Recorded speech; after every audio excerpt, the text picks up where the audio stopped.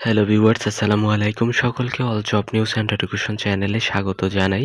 চলে আসলাম নতুন একটি ভিডিও নিয়ে। ভিডিও শুরুর প্রথমে বলে রাখি, যারা আমার চ্যানেলে নতুন দয়া করে আমার চ্যানেলটি সাবস্ক্রাইব করে দিতে ভুলবেন না। যারা ইতিমধ্যে দিয়েছেন তাদেরকে জানাই অসংখ্য ধন্যবাদ। আজকের ভিডিওতে প্রতিবন্ধী কোটা নিয়ে বিস্তারিত আলোচনা করা হবে। তো সিদ্দিকুর রহমান ভাই আমাকে কমেন্টে জানিয়েছিলেন যে প্রতিবন্ধী কোটার ভিডিও দিলে আপনার কাছে কৃতজ্ঞ থাকব। শুধুমাত্র এই ভাইয়ের কারণেই কিন্তু আজকের ভিডিও নিয়ে চলে আসা।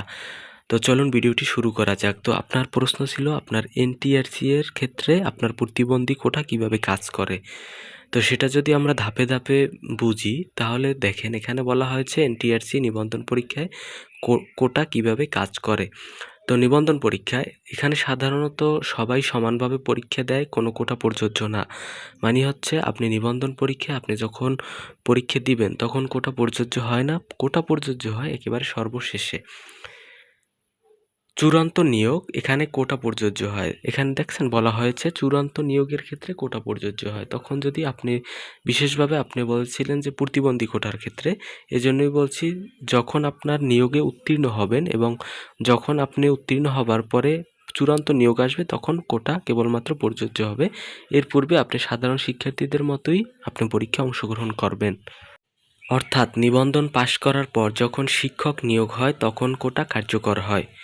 2. প্রতিবন্ধী কোটা আছে কি? হ্যাঁ, বাংলাদেশের বর্তমান শিক্ষক নিয়োগ নীতিমালা অনুযায়ী প্রায় 1% পদ প্রতিবন্ধী প্রার্থীদের জন্য সংরক্ষিত আছে। মানে হচ্ছে আপনার 100 জনে একজন হচ্ছে প্রতিবন্ধী কোটায় আপনি নিয়োগ পাবেন। এই হচ্ছে প্রতিবন্ধী কোটার নিয়োগ। দেখেন, এরপরে বলা হয়েছে এনটিআরসিএ বেসরকারি শিক্ষক নিবন্ধনের ক্ষেত্রে কিভাবে হয়। তো এনটিআরসিএ সরাসরি কোটা দিয়ে নিয়োগ দেয় না, তারা মেধা তালিকা প্রকাশ করে। আমি যেটা বলেছি, আপনি শুরুতে মেধা তালিকায় আপনার মেরিট আসতে হবে। এরপরে হচ্ছে দেখেন, এরপর নিয়োগের সময় সরকারি নীতিমালা অনুযায়ী কোটা বিবেচনা হতে পারে। তবে আপনার যেহেতু এটা নিবন্ধন বেসরকারি, কিন্তু প্রাইমারি পরীক্ষা বলেন অন্যান্য পরীক্ষার ক্ষেত্রে আপনার 1% প্রতিবন্ধী কোটার ক্ষেত্রে একেবারে বরাদ্দই থাকে আলাদাভাবে।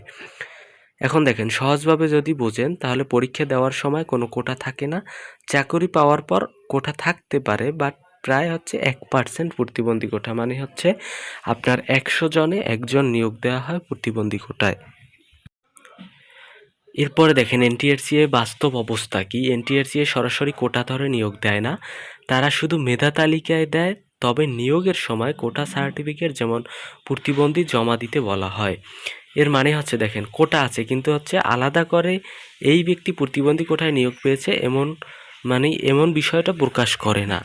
ব্যাপারটা হচ্ছে আপনি প্রথমে মেরিট লিস্টে আপনার নাম থাকবে, এরপরে যদি ধরেন আপনার মেরিট লিস্টে নাম থাকার পরে যদি আপনার কোটা থাকে তখন আপনার কোটা প্রযোজ্য হবে। আপনার এই সার্টিফিকেট নিয়ে তারপর আপনি চাকরি পেতে পারেন। অবশ্যই প্রতিবন্ধী কোটা 1% অবশ্যই এটা দেয়া হয়, কিন্তু হচ্ছে ওইভাবে এটা তারা প্রকাশ করে না যে এই ব্যক্তি এক প্রতিবন্ধী কোটায় পাশ করেছে। ব্যাপারটা হচ্ছে এমন। দেখেন, বাস্তবে প্রতিবন্ধীরা কি শিক্ষক হয়েছে? বিষয়টা হচ্ছে দুইভাবে হয়েছে, সাধারণ মেধায় এবং হচ্ছে কোটা সুবিধা নিয়ে। দেখেন, সাধারণ মেধায় যদি হয় তখন মেধা তালিকায় পাশ করে সরাসরি শিক্ষক হয়েছে। দেখেন, বাংলাদেশের অনেক প্রতিবন্ধীরাই আছে যারা যথেষ্ট মেধাবী হয়, সুতরাং তখন কিন্তু তারা ওই মেধা তালিকায় তাদের নাম আসা পরই তারা হয়তোবা দরকার হয় না আর প্রতিবন্ধী কোটা তাদের দরকার না হয়, সরাসরি মেধা তালিকায় তারা চলে যায়। তো সুতরাং এই জিনিসটা তো আর তারা কোটায় চলে যায় নাই। তো এবং কোটা সুবিধা নিয়েও কিন্তু যায়, যেটা হচ্ছে যাদের কোটার সার্টিফিকেট আছে এবং যাচাইয়ের সময় সেটা বিবেচনা করা হয়। সার্টিফিকেট আপনাকে অবশ্যই থাকলে সেটা শো করতে হবে, তা না হলে কিন্তু আপনার চাকরি হবে না। তবে দেখেন, এই সাধারণ মেধায় আর কোটা সুবিধা নিয়ে এই দুইটা ক্ষেত্রে সবচেয়ে বেশি যেটা হয়, আপনার সাধারণ মেধাই অনেক প্রতিবন্ধীরাই আপনার চাকরি পেয়ে যায়। ব্যাপারটা এমনই হয়। দেখেন, অন্য উদাহরণ সরাসরি শিক্ষক নিয়োগ। যদি বলি, হাইকোর্ট পর্যন্ত নির্দেশ দিয়েছে যে প্রতিবন্ধীদের জন্য আলাদা পদ রাখতে। এতে বোঝা যায় যে বাংলাদেশের প্রতিবন্ধী কোটায় বাস্তবিক কার্যকর, কিন্তু সবখানে সমানভাবে দৃশ্যমান এটা না। দেখেন, হাইকোর্টে কিন্তু আপনার নির্দেশনা আছে যে 1% প্রতিবন্ধী কোটা এখানে সে সব ক্ষেত্রে প্রযোজ্য হবে। তো আশা করি সিদ্দিকুর রহমান ভাই আপনি আপনার উত্তর পেয়ে গেছেন। তো এই ছিল আজকের ভিডিও, দেখা হবে পরবর্তী কোনো ভিডিওতে। সঙ্গে থাকুন আমার চ্যানেলের। ধন্যবাদ জানাই সকলকে। যদি ভিডিওটি ভালো লেগে থাকে লাইক কমেন্ট শেয়ার করতে ভুলবেন না। দেখা হবে পরবর্তী কোনো ভিডিওতে। সঙ্গে থাকুন আমার চ্যানেলের। আল্লাহ হাফেজ।